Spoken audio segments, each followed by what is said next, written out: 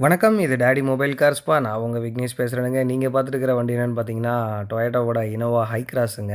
இந்த வண்டிக்கு நம்ம ஒரு 3 மந்த்ஸ்க்கு முன்னாடி கிராஃபைன் கோட் 5 இயர்ஸ்க்கான கிராஃபைன் கோட் வந்து அப்கிரேட் பண்ணியிருந்தோம். இது 3வது மாதம் மெயின்டனன்ஸ் வாஷ்க்காக போயிருந்துச்சுங்க. ஆ அதனுடைய ஹைட்ரோஃபோபிசிட்டி தன்மை எந்த அளவுக்கு இருக்குதுங்கிறத பாருங்க.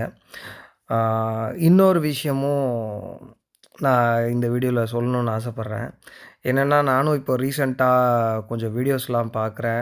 10,000க்கு கிராஃபைன் கோட்டிங் பண்ணுறேன், 15,000க்கு கிராஃபைன் கோட்டிங் பண்ணுறேன், டோர் ஸ்டெப்பில வந்து பண்ணுறேன் அப்படின்லாம் சொல்லி வந்து குறிப்பிட்ட ஒரு பிராண்ட மென்ஷன் பண்ணி வேற சொல்றாங்க.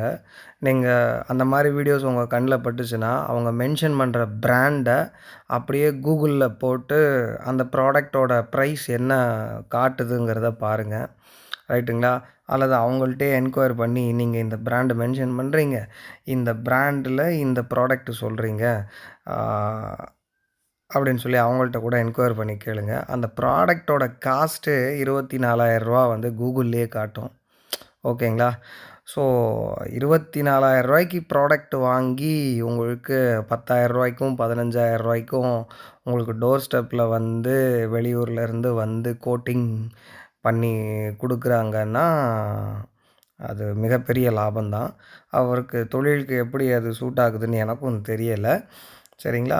இன்னொன்னு கஸ்டமரான நீங்களும் ஒரு ரூ. 10 பொருள் ரூ. 9க்கு கிடைக்குதுன்னா, அது ஒரு நேர்மையான டிஸ்கவுண்ட்டுன்னு நெனச்சுக்கோங்க. அதுவே ஒரு பெரிய செல்லரா இருந்தாருன்னா, அவரால ஒரு ரூ. 8 அல்லது ரூ. 7க்கு குடுக்க முடியும். ஆனா ரூ. 10 பொருள வந்து யாராலயும் ரூ. 2க்கு குடுக்க முடியாது. உங்கள ஏமாத்த தான் செய்யணும். ஸோ இந்த மாரியான எப்படி சொல்றது?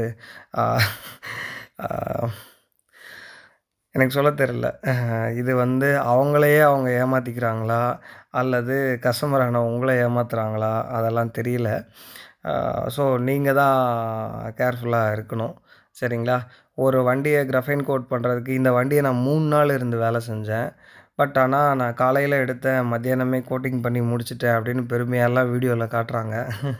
ஸோ பார்த்துக்கோங்க. ஒரு வண்டிக்கான ப்ராப்பர் பெயிண்ட் கரெக்ஷன் வந்து it will be take some time. ஓகேங்களா? ஸோ கேர்ஃபுல்லா இருங்க. கவனமா இருங்க. Thank you so much.